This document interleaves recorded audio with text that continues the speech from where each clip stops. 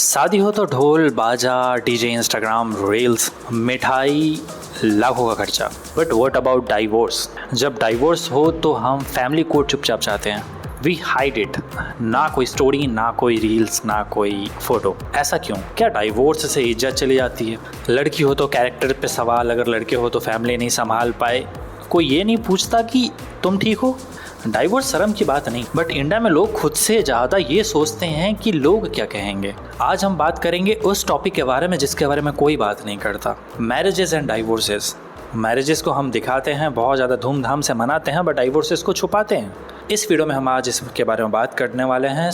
So hi, I'm Suman Kumar Sahni, a relationship educator and co-owner of Mood Fraser, a platform which is being recognized by many trusted outlets like UpJourney, the Fox News, the Knot, and more. So let's start our video with some interesting points. Do you know कि India का जो divorce rate है वो 1% से कम है, means lowest countries in the world. But ये कोई बहुत ज़्यादा प्राउड वाली बात नहीं है, क्योंकि इसके पीछे का रीज़न ये नहीं है कि लोग खुश है इसलिए डाइवोर्स रेट कम है। ये डाइवोर्स रेट कम इसलिए है क्योंकि लोग समझते हैं कि डाइवोर्स एक बहुत ज़्यादा शर्म की बात है। फैमिली प्रेशर बहुत ज़्यादा है, इमोशनल प्रेशर बहुत ज़्यादा है, सोसाइटल प्रेशर बहुत ज़्यादा है। वेडिंग्स जो है वो बहुत ज़्यादा ग्लोरीफाई किया जाता है इंडिया में। ऐसा दिखाया जाता है कि आप किसी पुण्य का काम करने जा रहे हो, बहुत बड़ा काम करने जा रहे हो, बट डाइवोर्सेस को छुपा के रखा जाता है जैसे आपने कोई क्राइम कर दिया हो। तो चलो इसे पॉइंट वाइज समझते हैं कि हम क्यों मैरिजेस को इतना ज़्यादा ग्लोरीफाई करते हो बट डाइवोर्सेस को छुपा के रखते, specially in India. Societies double standards means जो मैरिज होता है उसे हम दिखाते हैं सक्सेस, मैच्योरिटी, यही हमारी संस्कृति है। मैरिजेस को इस हिसाब से पेश किया जाता है, but when it comes to divorces तो इसे एक फेलियर बताया जाता है। कभी कैरेक्टर इशू बताया जाता है, कभी बताया जाता है कि मे बी दोनों पार्टनर्स में से किसी में कुछ कमी रहा होगा, इस कारण से ये हुआ है। बहुत सारे पॉइंट्स हैं जो एज अ फेलियर सामने वाले पे डाल दिए जाते हैं। Specially for women divorce is like India में बहुत बड़ा पाप। अगर किसी लड़की का डाइवोर्स हो चुका है तो उसके शादी में बहुत ज़्यादा अड़चनें आती हैं। दोबारा अगर शादी इंडिया में करना हो किसी डाइवोर्स वुमेन का, ये एक बहुत बड़ा टास्क है। जो भी ग्राउंड पे इस चीज़ को देखते हैं उन्हें पता है कि मैं किस चीज़ के बारे में बात कर रहा हूँ। अगर कोई लड़की डाइवोर्स है then she is considered as a damage good. जैसे आप कोई डैमेज प्रोडक्ट नहीं खरीदते हो, एक वुमेन जो डाइवोर्स है उसे ऐसा ही समझा जाता है। इंडिया में ट्राई तो होता है कि डाइवोर्स ना हो, बट कोई भी इस चीज़ को रिकग्नाइज़ नहीं करना चाहता कि इंडिया में वुमेन जो है बहुत ज़्यादा इमोशनली सफ़र करती हैं, उन्हें फिजिकल ट्रॉमा होता है, दे गेट सेक्सुअली असॉल्टेड। डाउरीज के कारण डाइवोर्सेस तो नहीं बट मर्डर ज़रूर होते हैं। और बाकी अगर आप इंडिया में हो तो आपको ऑलरेडी पता है कि पुराने काल से हमारे यहाँ क्या होता आ रहा है। Women are always the one who get suffered. चलो तो मैं कुछ शॉकिंग फैक्ट्स बताता हूँ। 27% of Indian married women face domestic violence. Means उन्हें या तो पीटा जा रहा है, या उन्हें गाली दी जा रही है, या उनकी रेस्पेक्ट नहीं की जा रही है in any form, either it be physical और इमोशनल और सेक्सुअल। बट उनके साथ बहुत गलत बिहेव किया जाता आ रहा है, बट फिर भी डाइवोर्स रेट 1% है। वाई?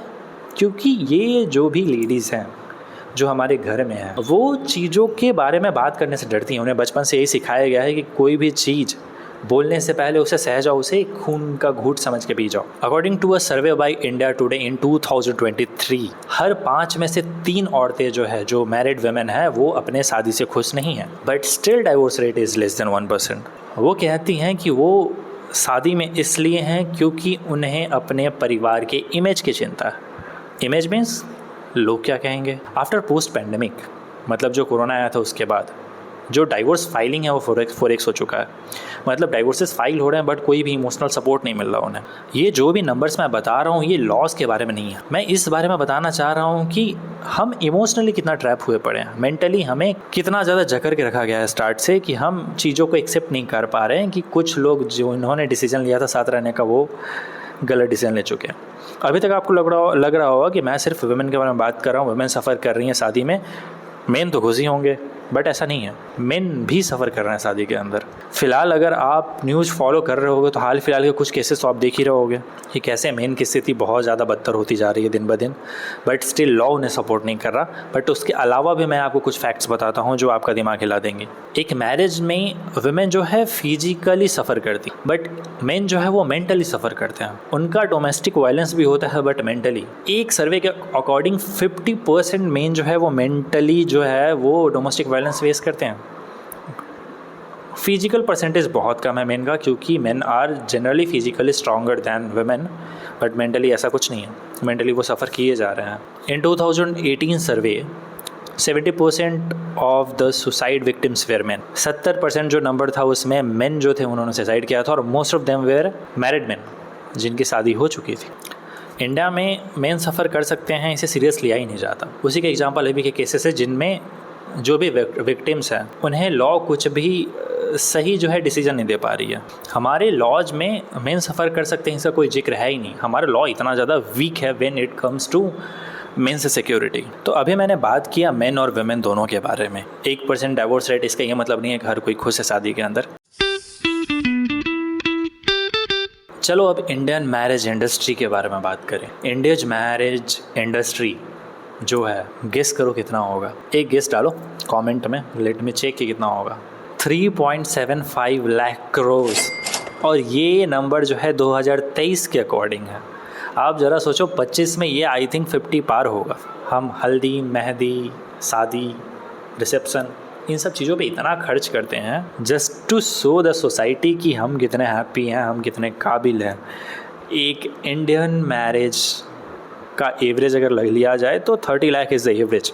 30 लाख ऑन एवरेज एक मिडिल क्लास फैमिली जो है वो शादी पे खर्च कर देता है। हम इतना खर्च तो करते हैं शादियों पे, बट कभी भी इंडिया में प्री मैरिज काउंसलिंग जैसा कुछ एग्जिस्ट नहीं करता। कभी भी दोनों जो लड़का और लड़की है एक दूसरे को समझने का टाइम नहीं दिया जाता। हम बस जाते हैं, शादी इस्टेब्लिश करते हैं एंड लेट इट गो। शादी अगर हो गई तो इससे एग्ज़िट आने का सपोर्ट सिस्टम भी नहीं है। इन शॉर्ट, हम इंडिया में लोगों को मैरिज की तरफ लोगों को धक्का दे देते हैं, बट जब वो डिसीजन गलत हो जाए और जब उसमें से वो बाहर निकलना चाहे तो हमने कोई रास्ता छोड़ा ही नहीं है। उनके पास एक ही रास्ता बचता है, either to commit a crime और सुसाइड। क्योंकि इंडिया में तो डाइवोर्स रेट को 1% के नीचे रखना है। सोसाइटी को तो दिखाना है कि हाँ हमारे जो कपल से कितने खुश हैं। भले हम इंडियंस का हैप्पी इंडेक्स जो है लोएस्ट ऑन बॉटम चला जाए। शादियों में हम पैसा पे पैसा फेंकते हैं, बट मेंटल हेल्थ के बारे में सोचना भूल जाते हैं। फैमिलीज़ में डाइवोर्सेस को हाइड करके रखा जाता है। इवन इंडिया में ऐसा होता है कि अगर आप डाइवोर्स हो तो आपको पार्टी फंक्शंस में बुलाना बंद किया कर दिया जाएगा, एज लाइक आप एक फेलियर हो। पेरेंट्स जो है अपने उस चाइल्ड के साथ बहुत गलत बिहेव करते हैं। मैं हर पेरेंट्स की बात नहीं कर रहा, बट जनरली ऐसा देखा जाता है इंडिया के अंदर कि अगर आप डाइवोर्स हो तो पेरेंट्स को आपको सपोर्ट करना था, बट सपोर्ट की जगह पे उल्टा हेट मिलता है। जो भी सीरियल्स एंड बॉलीवुड है वो डाइवोर्स को कुछ इस तरीके से पेश करते हैं मानो एक नॉर्मल चीज़ नहीं, ये बहुत गलत चीज़ है। We need to change this. ज़रा सोचो, अगर हम अपने जो भी किड्स हैं उन्हें ये सिखाएं that marriage is a choice, ये आपका लाइफ गोल नहीं है। Life goal should be something else. Divorce is not failure, it is a sign कि आपने कोई गलत डिसीजन लिया था, अब आप उसे सुधारना चाहते हो। चलो बात करें ग्लोबल और इंडियन मेंटालिटी की, कि ग्लोबली क्या चल रहा है और हम इंडियंस क्या सोच रहे हैं। वेस्ट में डाइवोर्सेस जो है बहुत ज़्यादा नॉर्मलाइज हो चुकी हैं। Not even divorce, co parenting means एक पेरेंट दूसरे पेरेंट के साथ मिलके बच्चे का लालन पोषण करते हैं। Therapy, dating post divorce, these things are very normalised in western culture. India के अंदर डाइवोर्स्ड वुमेन को बहुत गलत तरीके से देखा जाता है। अगर वो जीन्स पहन रही हैं तो उसके ऊपर उन्हें जज किया जाएगा। अगर वो सेल्फीज़ डाल रही हैं तो उसके ऊपर उन्हें जज किया जाएगा। वो कुछ भी करे, एक जजमेंटिंग थिंग बहुत ज़्यादा है इंडिया के अंदर। नॉट इवन वेमेन, मेन की स्थिति भी बहुत बुरी होती है। उसके बाद लोग पूछते हैं बेटा क्या कमी रह गई थी, काहे ऐसा किए हो, and there are so many things. But इन सभी के बाद इमोशनल कॉम्पैटिबिलिटी के बारे में कोई बात नहीं करता, ग्रोथ के बारे में कोई बात नहीं करता, क्या दोनों का माइंडसेट सेम था उसके बारे में कोई बात नहीं करता। इन सब चीज़ों के बारे में डिस्कशन नहीं होता, क्योंकि लोगों को पता ही नहीं कि ऐसा कुछ एग्जिस्ट भी करता है। इंडिया में इन सब चीज़ों के नॉलेज की बहुत ज़्यादा कमी है। यही एक सबसे बड़ा रीज़न है कि आज के टाइम में यूथ जो है मैरिज से बहुत ज़्यादा स्केर्ड है, क्योंकि एक बार आप इसके अंदर चले गए फिर बाहर आना बहुत मुश्किल है। Specially in India. बाहर ऐसा कुछ है नहीं, बट इंडिया के अंदर एक बार आपने शादी कर ली फिर उससे बाहर निकल पाना almost is next to impossible, क्योंकि आपको हर तरीके से हर तरफ से प्रेशराइज किया जाएगा कि आप इसे बाहर ना निकलो। हम जो ये डाइवोर्सेस को छुपा के रखने का जो ट्राई कर रहे हैं उसके कारण बहुत ज़्यादा गलत चीज़ें हमारे समाज में आ गई हैं। वो समाज में आने वाली चीज़ें क्या हैं जो दिखती नहीं है बट हैं। सबसे पहले टॉक्सिक बिहेवियर। कपल्स के बीच में टॉक्सिक बिहेवियर बढ़ जाता है, उनके बीच में इंटीमेसी नहीं बचती, वो एक दूसरे से कनेक्टेड नहीं रहते बट स्टिल साथ में रहते हैं। जो बच्चे हैं वो अनहैप्पी पेरेंट्स देख के बड़े हो रहे होते हैं। अगर ऐसे दो कपल्स हैं जो आपस में हमेशा झगड़ रहे हैं, हमेशा लड़ रहे हैं, तो इन सब चीज़ों का जो चिल्ड्रन है उनके ऊपर बहुत ज़्यादा गलत इम्पैक्ट पड़ता है। Mental health issues, stress, suicide, ये सारे जो केसेस हैं वो बस एक गलत रिलेशनशिप को टिकाने की वजह से हैं। और खैर इंडिया में तो मेंटल हेल्थ जैसा कुछ एग्जिस्ट करता नहीं, तो अगर आपको ऐसा कोई ट्रॉमा हुआ पड़ा है देन यूर बैड, क्योंकि आप इसके बारे में कुछ नहीं कर सकते हैं। This is why we are teaching the next generation कि आपको सही डिसीजन लेना है, ना कि एक गलती के साथ पूरी ज़िंदगी चिपक के रहना। Go for the good part, not the bad, जिसको आपको रिपीट करते रहना है पूरा ज़िंदगी। तो ऐसे केसेस में हमें क्या करना चाहिए?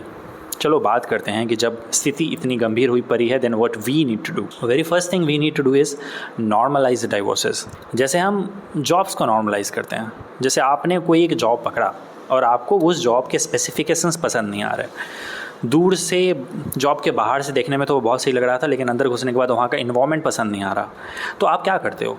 आप उस जॉब को चेंज करके दूसरी जॉब में जाते। इसे कुछ शर्म जैसा नहीं दिखना चाहिए कि बहुत ज़्यादा सेमफुल चीज़ है। ये बहुत एक नॉर्मल चीज़ है। आपने अगर कोई गलत डिसीजन ले लिया, किसी पार्टनर के साथ जाने का गलत डिसीजन, तो आपके पास ऑप्शन होना चाहिए कि आप उससे बाहर भी निकल पाओ। ये बिल्कुल भी अच्छी बात नहीं है कि आप एक बार एक डिसीजन ले गए तो उसके साथ आपको ज़िंदगी भर चलना है। एक गलती आप उसे सुधार नहीं सकते, सुधारने का ऑप्शन होना चाहिए। लॉ में कुछ बदलाव की ज़रूरत है, तो मैं कहूँगा सेकेंड पॉइंट हमारा उसी के बारे में है। लॉ के अंदर फीमेल्स को तो काफ़ी प्रायोरिटीज़ मिली हैं, बट मेल्स के लिए भी कुछ लॉ अलाउ है यार। अभी कितने केसेस आ रहे हैं आप देख रहे होगे, बट उन केसेस का कुछ भी नहीं हो पा रहा। कोई भी लॉ उन्हें जो सपोर्ट मिलना चाहिए वो सपोर्ट नहीं मिल पा रहा है, जस्ट बिकॉज हमारा लॉ बहुत वीक है।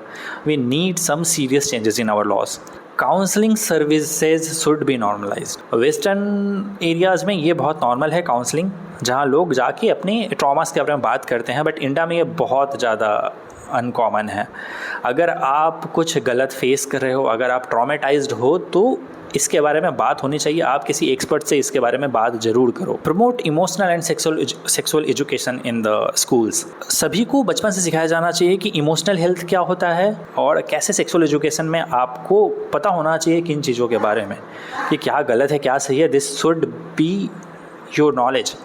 आपको ये बहुत बेसिक नॉलेज है जिससे के बारे में सबको पता होना चाहिए। इंडिया में लोगों को इमोशनल नॉलेज बिल्कुल भी नहीं है। उन्हें पता ही नहीं कि लोग इमोशनली ट्रॉमेटाइज्ड भी होते हैं। अगर आप फैमिली में जाके बताओगे कि आप इमोशनली बहुत ज़्यादा अनहेल्दी हो, लोगों को समझ ही नहीं आएगी ये बात, जैसे आपने कोई ऐसा लैंग्वेज बोल दिया हो जो उन्हें आता ही नहीं हो। मीडिया के अंदर डाइवोर्स, सफरिंग, इमोशनल ट्रॉमा, इन सब चीज़ों के बारे में बात होनी चाहिए। लोगों को पता होना चाहिए ये बहुत कॉमन चीज़ें हैं, इसके बारे में इतना ज़्यादा गिल्ट ना ले। ये हर कोई फेस करता है, बहुत लोग फेस करते हैं, and this could be treated. तो चलो फाइनल कंक्लूजन पे आते हैं।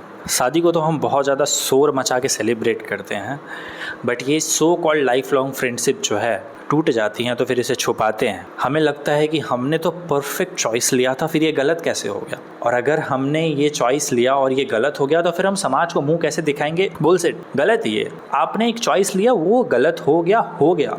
अब उससे पकड़ के ज़िंदगी भर मत खींचो, ज़िंदगी भर दुखी मत रहो। चेंज योर चॉइस, किसी सही चॉइस के पास जाओ and live a happy life. India का हैप्पी इंडेक्स गिरता जा रहा है और ये किसी भी तरह से अच्छी बात नहीं। We need to take stand for that. अगर कहीं कुछ गलत हो रहा है हमें वो बदलना होगा। This is what we are trying to do with our brand mood fresher. आप इसे फॉलो कर सकते हो। आपको ऐसे ही टॉपिक्स आपको फ्यूचर में मिलेंगे जहाँ बहुत सीरियस टॉपिक्स के बारे में बात करेंगे हम। कैसे रिलेशनशिप में आप खुद को सुधार सकते हो, कैसे आप अपना इमोशनल सपोर्ट ठीक कर सकते हो, कैसे अगर आपको लगता है कि कुछ गलत है तो आप उसे सुधार सकते हो। There are many more things जो कि मैं एक ही वीडियो में बात नहीं कर सकता, इसलिए मैं अलग अलग हर वीक एक वीडियो लाता हूँ।